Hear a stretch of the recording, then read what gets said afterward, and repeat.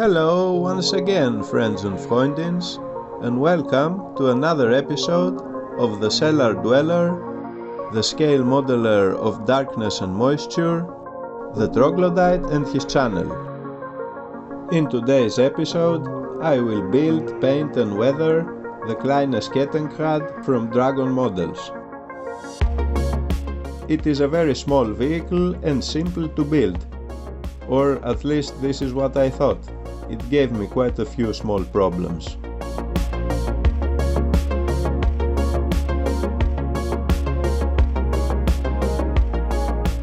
Like I said, it is small and relatively simple looking, but it also has some nice detail on it.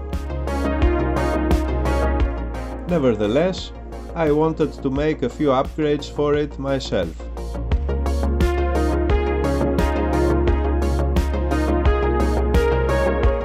Some of the parts were a little bit flimsier than others, and also in places the connection points were not very strongly indicated, a fact that forced me to estimate many things by eye while I was in the process of assembling it. Anyway, the pieces came together one by one, and the hull slowly started to take shape. I found the saddle very plain looking, so I decided to add a spring underneath it. I do not know if this is how it would have looked in real life. I wasn't able to find any pictures of saddles, but it looks much more interesting now.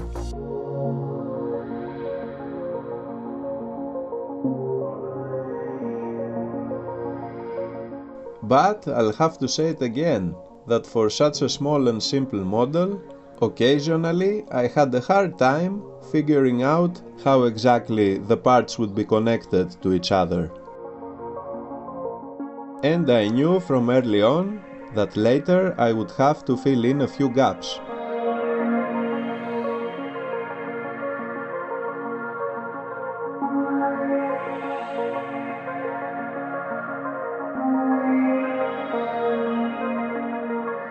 The engine cover is supposed to have a mesh underneath, but it was all a solid piece of plastic.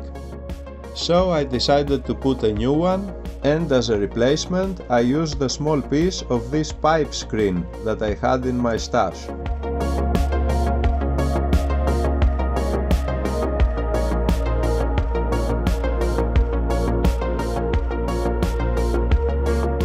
Now the engine cover looks way better.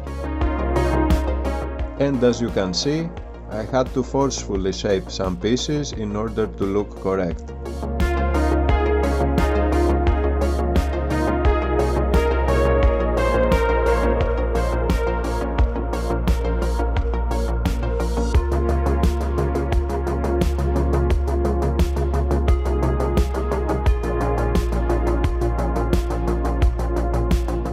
Each track link was made of two pieces, the supposed rubber piece on top and the metallic one underneath it. The pieces are very small and annoying, but I have to be fair here. It was a relatively simple and fast assembly.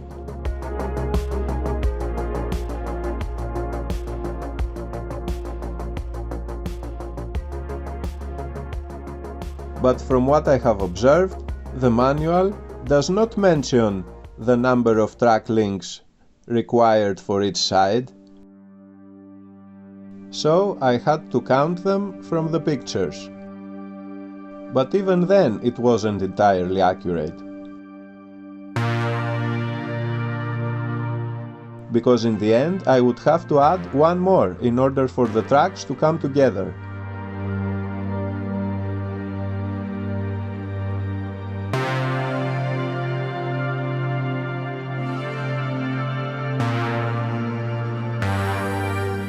I glued the road wheels onto each other, and this way it would be much easier to do the paint and weathering job later.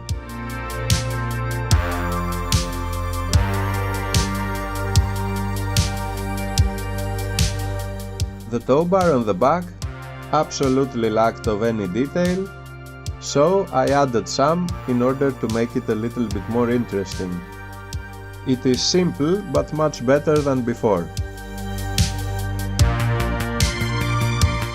I did the same with the suspension springs of the road wheel on the front, because they were one solid piece made of plastic and they really looked terrible. So I rolled a thin piece of wire around an old airbrush needle, I cut it and passed it through and over the original plastic springs which I had filed down. I put them in position and also patted myself on the back for the great job I did. And it took a lot more filing in order to bring the front wheel and the whole assembly into the correct shape. Since all of the tiny parts were full of ugly seam lines and they had to be filed down as much as possible. But after I added to it a few more details, such as a couple of bolts on the front axle and also the cables for the brakes and the front light. Once the main hull was mostly assembled, I started filling in all of the ugly gaps and trying to make all of the imperfections less imperfect. Then, with the assembly complete, I started picking out some accessories. I of course made a tarp with some Tamiya epoxy putty, which I rolled up and put on the top of the vehicle. And also chose a couple of canisters, wooden boxes and a few smaller accessories. The Kettenkrad looks really nice. I also added a couple of hinges left and right. But the greatest fail I have encountered with it, and the fact that I cannot do anything about it, it's really frustrating, because I tried, is that the road wheel on the front does not touch the ground. It is actually 1.5 millimeters above it. No matter how I tried to rectify this annoying problem, it wouldn't look natural, it wouldn't sit straight, it just wouldn't look right. So I ended up gluing it in place in the best way I could in order for it not to look totally abnormal. What can I say, I really tried on this one, but it was a total failure. But it's okay, I will get over it.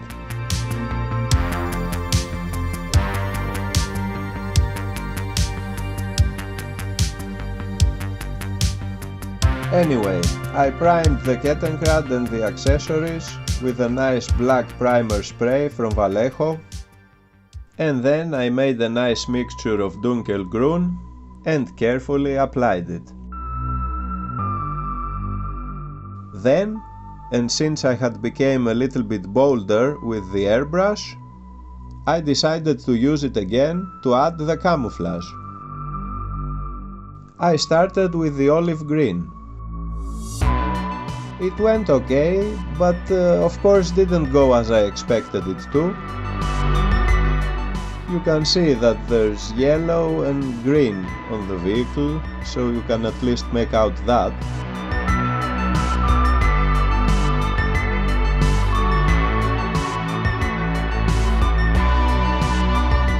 But I decided not to push my luck anymore, and I proceeded with the third color of the camouflage, a nice red-brown, which I decided to apply with a small brush,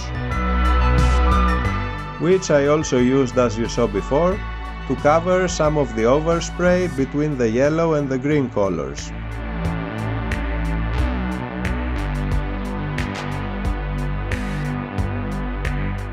The old trusty brush did a great job once again. I'm very happy with it, although I do believe I should have watered down the color a little bit more. It came out a little bit too thick, I might say.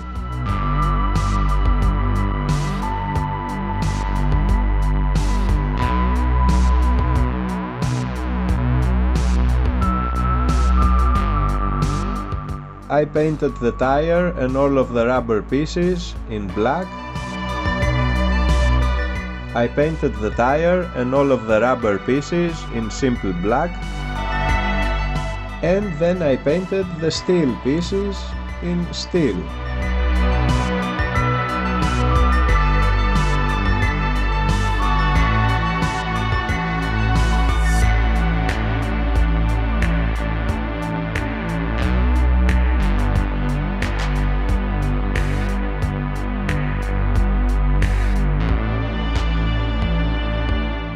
After all of the basic colors were applied on the vehicle, it was the correct time to put on the decals.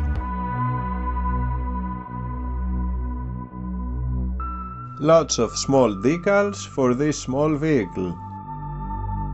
I decided to apply 8 of them in total.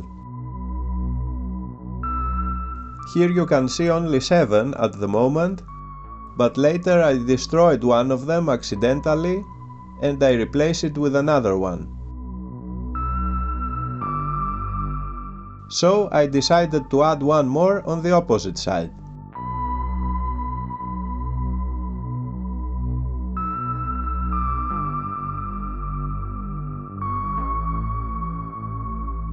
When I was done with the decals, it was time to do some pour chipping. And I say pour because I'm not very satisfied with the result. The acrylic I used was not that thick, so most of the chipping ended up looking a little bit wobbly and not that elegant. But at least it doesn't look terrible. We should be happy with what we have.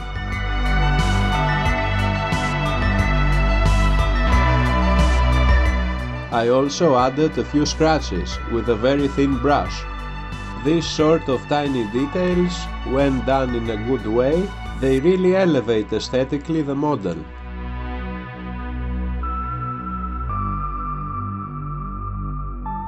Then I added a couple more color details here and there. I painted the front headlight and also the thin brake cables.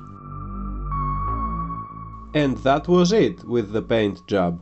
Now it was finally time to start adding the weathering elements.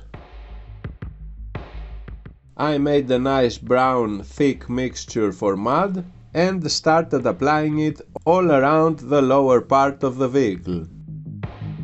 I tried to match the color with those of my 2 previous vehicles that I had made, and you have probably already seen through the last episodes. The idea is to put all of these together into one big nice diorama.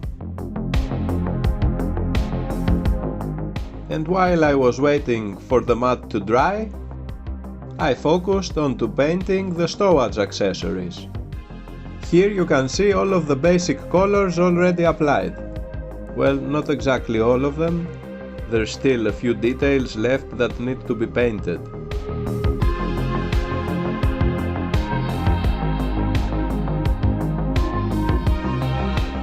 Once the mud had dried, I applied a few dry pigments to give even more texture and some color diversity.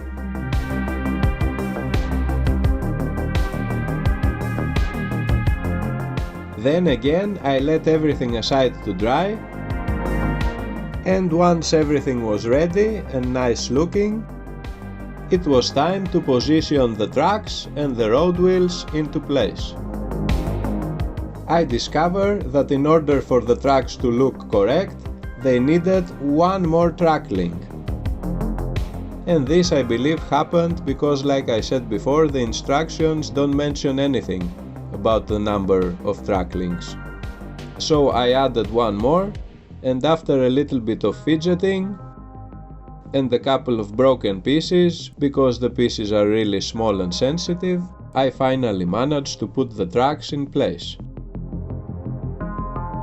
I glued everything together the best I could, and I put the vehicle under some weight in order for the tracks to glue straight and relatively aligned to each other. As much as possible, that is.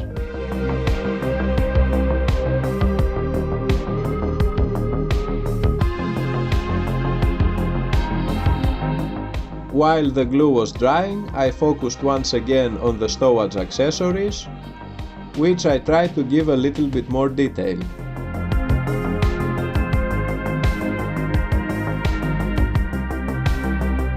One by one, I would position them on the vehicle, getting happier and happier with the result I had before my eyes. Because in general, I really do like this vehicle, no matter the troubles it gave me at the beginning with the assembly, or any further problems that it might give me in the future. You never know.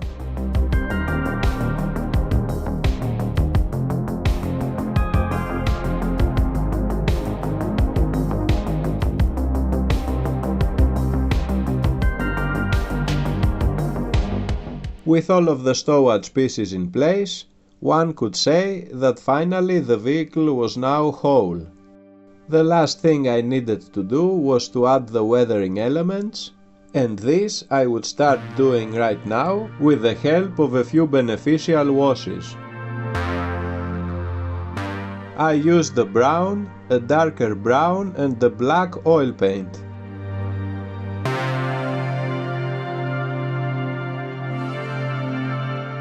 I started applying it all around, in every nook and cranny of the vehicle.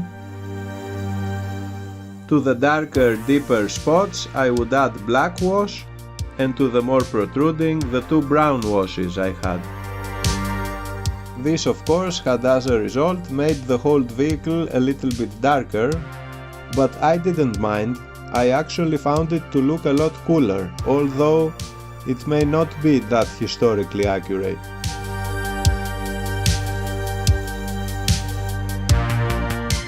Now I could happily say that the Kettenkrad was finally complete. I could show it right now, but I thought that it would look too lonely in the presentation, so I decided to also paint a figure and present them together. This figure, of course, I have the intention of using in the diorama later on, and it's this nice SS gentleman who comes from the company CMK Models, beautifully sculpted and detailed, and also in a very good price. I painted him up in a relatively short amount of time, and not at all according to the way a serious scale modeler would have followed. But like I've said many times before in the past, I'm not a good figure painter.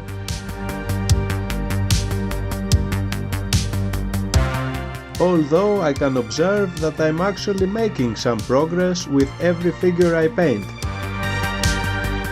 So I suppose this is a good thing. And another good thing is that this figure is actually awesome, so it makes the painting procedure an easy one.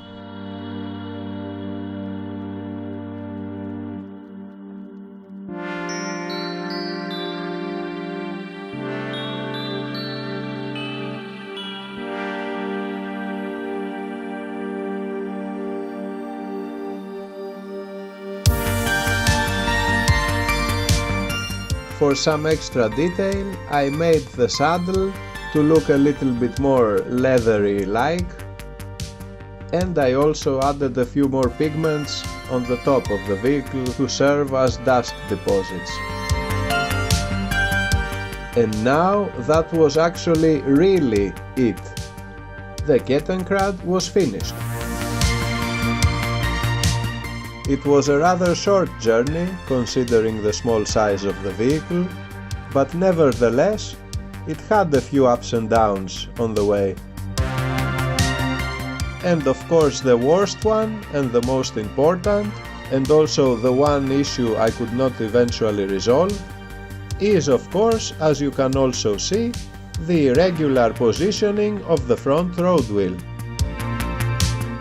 I am really disappointed at this, and the only thing that gives me somewhat of a closure is the fact that I'm planning to use this vehicle on a very muddy terrain, so this way I will be able to totally cover up this failure and make it pretty much invisible.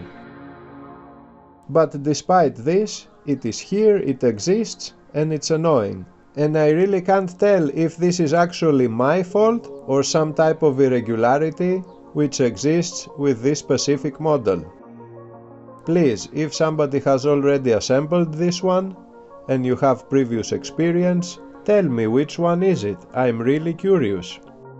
Is it me or is it the machine? Anyway, other than that, I really love my Kleines KETTENKRAD, and it is really so Kleines. And I can also say I'm pretty satisfied with the way I painted the figure as well. And here you can see another one, and he is the driver of the Raupenschlepper, a figure which I assembled from older parts, and I also did a few modifications myself.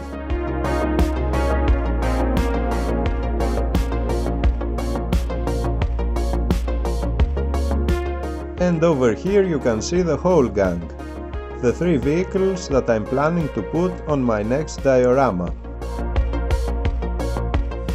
It's gonna take place in a dark forest, full of mud and moisture.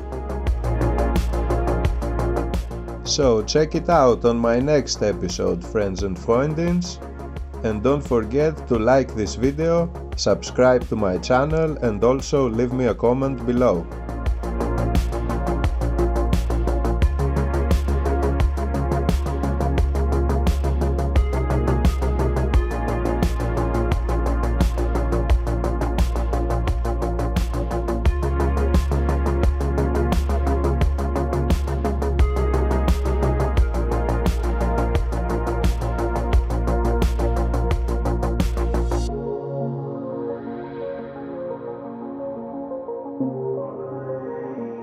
Thank you so much for watching my video, I really appreciate it.